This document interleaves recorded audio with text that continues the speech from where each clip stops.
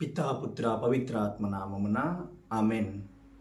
క్రీస్తునాథుని యందు మిక్కిలి ప్రియులకు దేవుని విశ్వాసులారా, పరిశుద్ధ కుటుంబ ఆదివార ప్రసంగానికి మీ అందరినీ ప్రేమతో ఆహ్వానిస్తూ ఉన్నాను. ప్రియమైనటువంటి దేవుని విశ్వాసులారా, ఈనాడు తల్లి అయినటువంటి శ్రీ సభ తిరుకుటుంబ మహోత్సవాన్ని జరుపుకుంటూ ఉన్నది. కాబట్టి మున్ముందుగా మీ అందరికీ ఈ పండుగ యొక్క శుభాకాంక్షలు, పండుగ దీవెనలని అందిస్తూ ఉన్నాను. ప్రియమైన దేవుని విశ్వాసులారా, దేవుని యొక్క కుటుంబము, పవిత్ర కుటుంబము, తిరి కుటుంబము అనగా ఏ కుటుంబం అయితే దేవుని యొక్క చిత్తానుసారంగా జీవిస్తూ ఉంటారో, ఏ కుటుంబం అయితే దేవుని యొక్క పనులలో నిమగ్నమై ఉంటారో, ఏ కుటుంబం అయితే దేవుని యొక్క మనస్సు ప్రకారంగా దేవాలయంగా కీర్తి గడిస్తూ ప్రార్థన, ఆప్యాయత, అనురాగము, ప్రేమ, గౌరవము, మర్యాదలు అనే పుణ్యమైనటువంటి జీవితాన్ని జీవిస్తూ ఉంటారు. ఆ కుటుంబాన్ని తిరు కుటుంబము అని, దేవుని కుటుంబం అని గొప్పగా పిలుపునిస్తూ ఉంటారు. ప్రియమైన దేవుని విశ్వాసులారా, ఈనాడు మనం ధ్యానిస్తున్నటువంటి తిరు కుటుంబము మరియా, యోసేపు, బాలయేసునాథుల యొక్క కుటుంబము తిరు కుటుంబము. ప్రియమైన దేవుని విశ్వాసులారా, ఈ కుటుంబంలో ఉన్నటువంటి ఈ ముగ్గురు జీవితాలలో మనం పరిశీలిస్తే దేవుని యొక్క చిత్తానికి కట్టుబడి జీవించినటువంటి పుణ్యమైనటువంటి జీవితులు ఈ ముగ్గురు కూడా. ప్రియమైన దేవుని విశ్వాసులారా, మొట్టమొదటిగా దేవుని యొక్క చిత్తానికి కట్టుబడి తన ఆలోచనలన్నిటిని కూడా సరిచేసుకొని దేవుడు చెప్పినట్లుగానే తన జీవితాన్ని మార్చుకొని మరియ తల్లికి, బాలయేసునాథునికి సంరక్షకుడిగా నిలబడినటువంటి జోజప్ప గారు ఉన్నటువంటి కుటుంబము.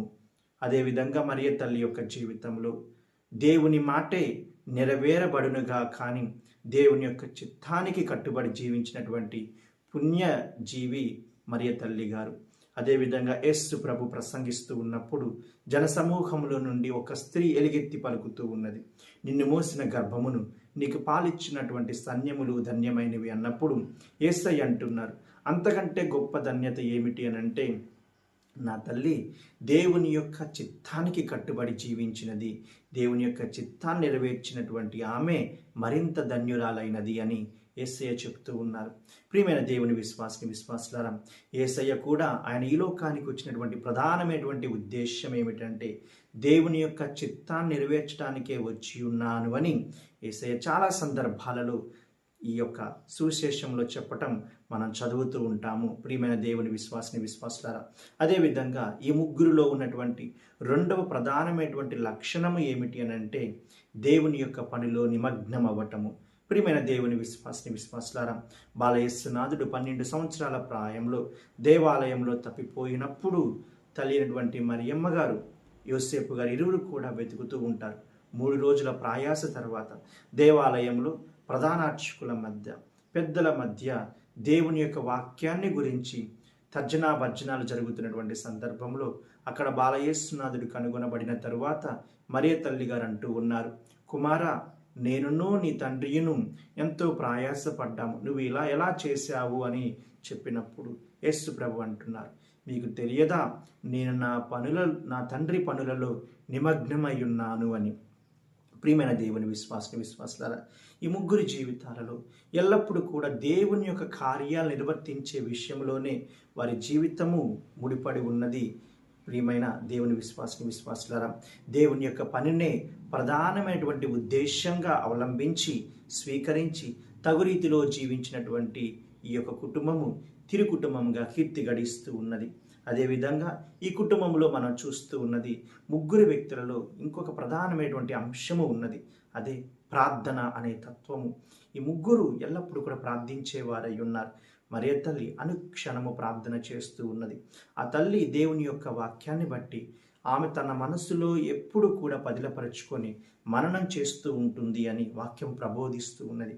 దేవుని యొక్క వాక్యాన్ని విని మనస్సులో పదిలపరుచుకొని దానిని మననము చేయటము. ఈ మననం చేసే ప్రక్రియ ఏమి సూచిస్తూ ఉన్నది అని అంటే ప్రార్థనని సూచిస్తూ ఉన్నది. ప్రియమైన దేవుని విశ్వాసులారా, ప్రార్థన అనేది అవసరాన్ని బట్టి చేసేది కాదు. దేవుని యొక్క వాక్యాన్ని పదిలపరచుకొని వాక్యానుసారంగా మనము దేవుణ్ణి స్తుతించి కీర్తించి చేసేదే నిజమైనటువంటి ప్రార్థన అని పరిశుద్ధ మరియమ్మ గారిని బట్టి మనం గ్రహించవచ్చు. ఆ ప్రార్థనలో ఉన్నప్పుడే దేవుని యొక్క దూత శుభవర్తమానాన్ని, మంగళవార్తను ఆ తల్లికి చెప్పటం మనం చూస్తూ ఉన్నాం. ప్రియమైన దేవుని విశ్వాసులారా, పునీత యోసేపు గారి యొక్క జీవితంలో కూడా ఆయన తన జీవితాన్ని బట్టి తన ఆలోచనకు అనుగుణంగా మరియ తల్లిని విడిచిపెట్టాలనుకున్నారు. కానీ దేవుడు స్వప్నంలో కలలో కనపడి, ఇదిగో ఇది దైవ కార్యమై ఉన్నది అని ఎప్పుడైతే చెప్పి ఉన్నారో వెంటనే ఆయన తన ఆలోచనను పక్కన పెడుతూ ఉన్నారు. ఆయన దేవుని యొక్క స్వప్నాన్ని గాంచటము, దేవుని యొక్క స్వరాన్ని వినటం ఏమి సూచిస్తున్నది అని అంటే ప్రార్థనని సూచిస్తున్నది. ప్రార్థనలోనే మనం దేవుని యొక్క రహస్యాలు కనుగొనగలుగుతాము, దేవుని యొక్క చిత్తాన్ని గ్రహించగలుగుతాము, దేవుని యొక్క ఉద్దేశాన్ని గ్రహించగలుగుతాము అని పునీత యోసేపు గారి జీవితము ద్వారా మనం నేర్చుకుంటూ ఉన్నాము. ప్రియమైన దేవుని విశ్వాసులారా, అదేవిధంగా యేసయ్య యొక్క జీవితంలో కూడా ఆయన ఎన్నెన్నో గణనీయమైనటువంటి కార్యాలు చేశారు. ఆయన చేసినటువంటి ప్రతి అద్భుతము ముందు ఆయన దేవునికి ప్రార్థనలు చేయటము, రాత్రి వేళల్లో మేల్కొని ప్రార్థన చేయటము, ప్రతి పవిత్ర కార్యము ముందు ఆయన ప్రార్థన చేసేవాడై ఉన్నాడు. ఈ ముగ్గురు వ్యక్తులలో ప్రధానంగా కనబడుతున్నటువంటి లక్షణము ఏమిటి అనంటే ప్రార్థించే తత్వము. ప్రియమైన దేవుని విశ్వాసులారా, ఏ కుటుంబం అయితే ప్రార్థించే కుటుంబం అవుతూ ఉన్నదో ఆ కుటుంబము తిరు కుటుంబం అవుతూ ఉన్నది, పరిశుద్ధ కుటుంబం అవుతూ ఉన్నది, దేవుని కుటుంబం అవుతూ ఉన్నది. ఆ కుటుంబంలో ఒకరి ఎడల ఒకరికి మిక్కిలి గౌరవము, మర్యాద, ఆప్యాయత, అనురాగము, వాత్సల్యము అనేవి ఉట్టి పడుతూ ఉంటాయి. ఒకరికి ఒకరు ప్రోత్సాహాన్ని ఇచ్చుకుంటూ ఉంటారు, సహకరిస్తూ ఉంటారు.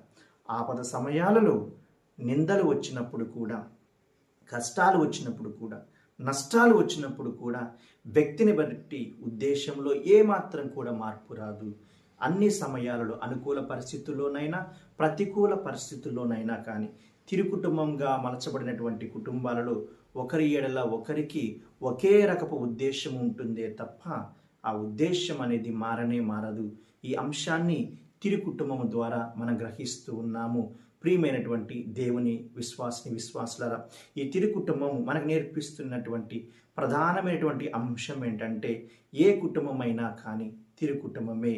ఆ కుటుంబము ఎప్పుడైతే దేవుని యొక్క ఉద్దేశానుసారంగా నిర్మించబడినదై ఉన్నదో, దేవుని యొక్క చిత్తానికి అనుగుణంగా నడిపింపులో ఉంటూ ఉన్నదో, ప్రతి కుటుంబము కూడా ఆశీర్వాదాలు పొందుకున్నటువంటి కుటుంబము, సంతోష సౌభాగ్యాలలో, శాంతి నిలయాలలో ఉన్నటువంటి కుటుంబము.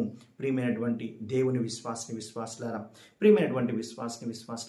ఇప్పుడు మన కుటుంబాలను బట్టి మనం ఆలోచన చేస్తే ప్రతి కుటుంబము కూడా దేవుని యొక్క చిత్తానుసారంగా ఏర్పాటు చేయబడినటువంటి కుటుంబాలే.